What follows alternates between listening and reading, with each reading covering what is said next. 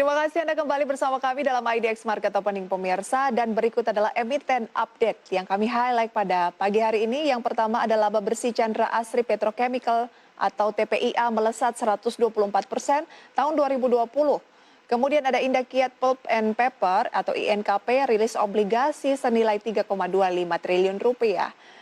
Selanjutnya pemirsa, ada dua saham PT Cipta Selera Murni Tbk atau CSMI dan juga PT Bank Ganesha Tbk atau BGTG yang melaju kencang akhirnya disuspend oleh Bursa Efek Indonesia pada perdagangan kemarin.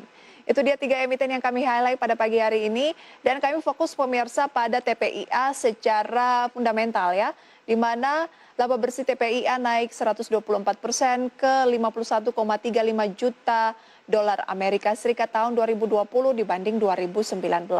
Adapun kinerja di Rabu kemarin, Maret 2021 pemirsa, ini stagnan 9.775, kemudian kinerja 6 bulan terakhir naik 32%, asing net sale pada perdagangan kemarin 591 miliar rupiah.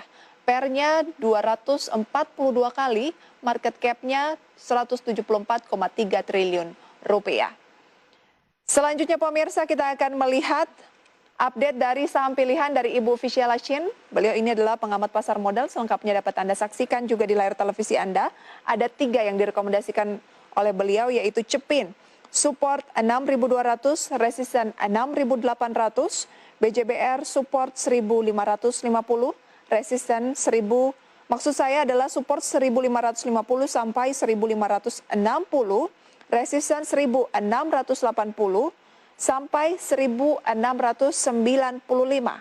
BJTM support 540 sampai 550, resisten 890 sampai dengan 900. Itu dia rekomendasi saham pilihannya, dan kembali bergabung bersama dengan Ibu Fisyala Chin pada pagi hari ini. Ibu Fisyala? Iya. Iya. Ibu, sama seperti proyeksi dari Anda dan juga pemirsa, cermati data RTI pada pembukaan pagi hari ini. IHSG melemah pemirsa di pembukaan, saat ini turun sekitar 0,54%, 33 poin, 6.340. Ibu Fisyala melihat range dari indeks harga saham gabungan saat ini, support dan resisten jangka pendeknya di posisi berapa? Supportnya di 6.314 ya. Ininya di 6.380. 6.314 dan untuk support ya. Resistennya?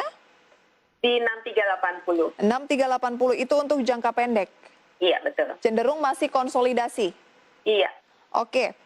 Kalau cenderung masih konsolidasi, indeks harga saham gabungan akan mematahkan pola konsolidasi, tren konsolidasinya ini jika mampu break melewati posisi berapa?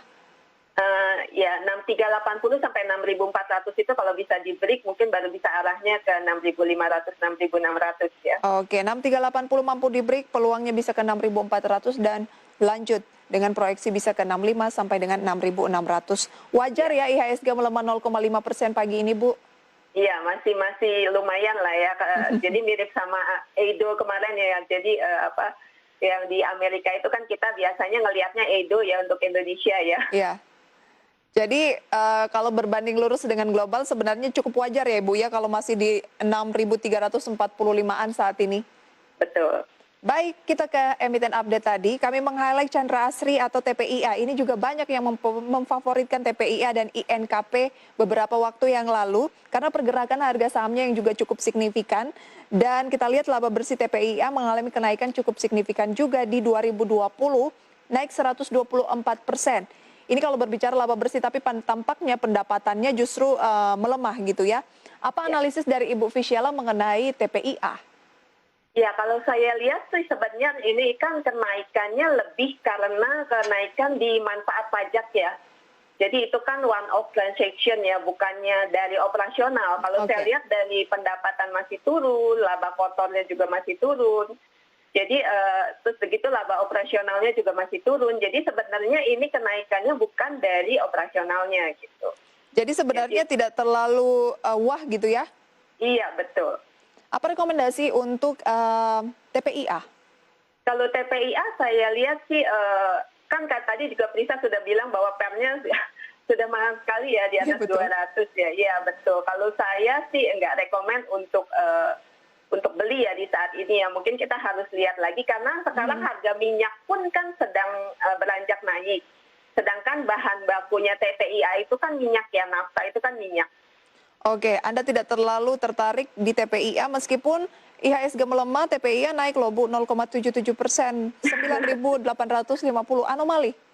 Iya, tapi menurut saya itu harganya sih sebenarnya sudah kemahalan ya Sudah dengan kemahalan yang ya. segitu dan juga kenaikan kemarin itu bukan dari operasional. Kalau yang sudah punya sebaiknya apa yang dilakukan? Kalau yang sudah punya, ya mungkin kalau saya review sebagian atau kalaupun masih mau hold untuk tunggu laporan keuangan kuartal 1 bulan depan, apakah ada perbaikan lagi di operasionalnya ya, bukan cuma di manfaat pajak, bisa juga. Hal yang sama untuk INKP? Kalau INKP ya, kalau INKP saya lihat masih menarik ya, karena kita lihat kayak di masa pandemi ini kan mereka banyak pakai packaging gitu ya. Dan INKP itu salah satu produser gitu. Dan harga kertas dunia juga sekarang sedang naik gitu. Jadi lebih menarik INKP secara fundamental dibanding dengan TPIA ya Bu ya? Betul. INKP melemah sama seperti IHSG saat ini sekitar 0,96%, hampir 1% atau 125 poin. Posisinya di 12.800. Apa rekomendasi untuk INKP? Oke, INKP sekarang ada di daerah support ya, jadi diperhatikan saja di 12.500 itu ada support yang cukup 12.300 sampai 12.500. Selama tidak turun di bawah itu, saya rasa cukup menarik untuk dibeli ya. Oke, maintain ya. Untuk INKP selama nggak break di bawah 12.500 atau bahkan 12.300, Iya, sebaiknya betul. di-keep saja. Masih ada peluang ke posisi berapa? Masih ada potensi untuk kembali ke area 14 ribuan ya. 14 ribuan, baik. Dan sekedar informasi, INKP ini pemirsa sempat menyentuh level 20.700 ya Bu ya? Iya, betul. Kemudian terendahnya sempat 815, wow. Itu dia untuk INKP Swingnya ya, melesat. swingnya cukup lumayan. Baik, kita ke saham pilihan dari Ibu Fisyela tadi. Ada 3 yang direkomendasikan oleh Ibu Fisyela yang di-highlight begitu ya dari... Ya, cuma itu BJTM ada kesalahan ketik, saya harusnya supportnya itu di 840, 850 ya, bukan 540, 550, maaf. 850. Baik, kalau begitu kita mulai dari BJTM. BJTM tadi Anda rekomendasikan buy ya Bu ya? Iya. Ya, tadi seperti saya bilang sama Prisa bahwa mereka membagikan dividen yang cukup lumayan ya.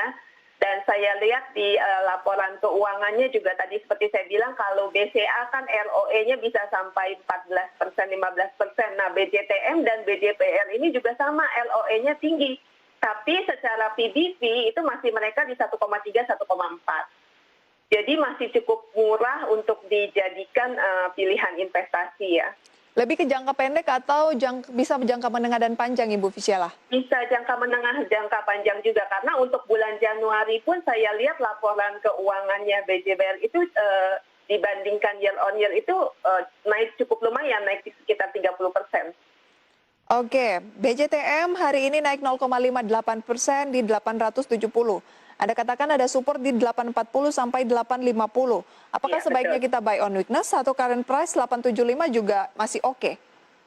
Karena ada resisten di 890, 900 ya, jadi mungkin cukup dekat. Tapi kalau memang yang tipenya agresif mungkin bisa beli, terus begitu kalau mau trading aja 890, 900 itu sudah boleh dijual. Tapi kalau yang masih mau hold juga sebenarnya masih cukup bagus untuk jadi pilihan investasi. Oke, ada target 890 sampai dengan 900. Masih Iya, ada untuk peluang jangka tidak Bu? pendek. Break di atas 900 misalnya yang tipe investornya lebih ke jangka medium?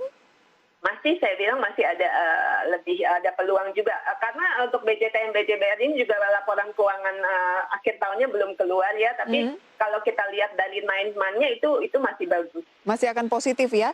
Target Kelihatannya price-nya? masih bagus. Untuk BJTM itu saya lihat masih bisa ke arah 980, 1000 ya.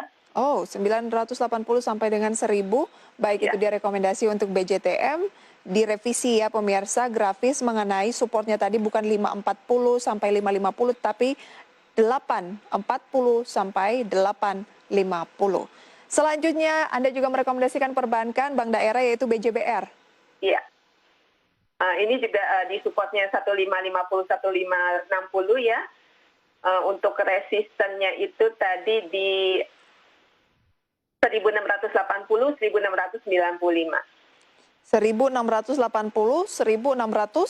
1695 itu adalah resisten dari BJBR. Ini juga masih sama Bu terkait dengan proyeksi laporan keuangan dan juga pembagian dividen? Iya, betul. Mungkin kalau untuk jangka panjang masih bisa ke 1800 high sebelumnya ya di 1830 1850 itu masih possible ya. Masih ada peluang 18 sampai dengan 1850 ya untuk BJBR. Iya betul, 1830 sampai 1850. Kalau sekarang stagnan cenderung melemah 0,3%, 1590. Bagi yang agresif direkomendasikan masuk di posisi sekarang atau sebaiknya buy on weakness? Kalau melihat kondisi market hari ini mungkin sebaiknya tunggu buy on weakness saja ya. Oke, itu dia rekomendasinya. Baik, BJBR, BJTM lebih ke laporan keuangan, kemudian juga pembagian dividen. Kalau Cepin sendiri apa nih Bu yang membuat Ibu merekomendasikan Cepin? Kalau Cepin ini kemarin itu dia kayaknya baru break resisten di 6.350, hari ini uji support ya 6.350. Jadi masih boleh dijadikan pilihan untuk beli dengan support di 6.200 6.300 harusnya masih boleh beli dengan resisten di 6.800. 6.800 jangka menengah? Ini untuk jangka pendek aja. Jangka pendek saja. Cepin ini lebih dicermati oleh Ibu Fisyella sebagai saham yang menarik dari segi teknikal atau juga dari ada segi teknikal. Kalau dari fundamental karena laporan keuangannya juga belum keluar, tapi kalau untuk ayam-ayam kemarin Java keluar ada penurunan tapi masih di atas ekspektasi ya. Jadi kita harapkan Cepin ini juga nanti bisa lumayan bagus. Oke, itu dia support dan resisten serta strategi dari saham-saham pilihan pada pagi hari ini. Ada Cepin, kemudian juga ada BJTM dan BJBR ya Ibu Fisyella. Iya. Lantas pemirsa bagaimana perkembangan market pada pagi hari ini yang tadi dibuka di teritori negatif? Apakah saham-saham perbankan lapis kecil masih mendominasi top gainers atau justru digantikan oleh saham-saham lain? Akan kita ulas nanti pemirsa tapi usai jeda pariwara berikut ini.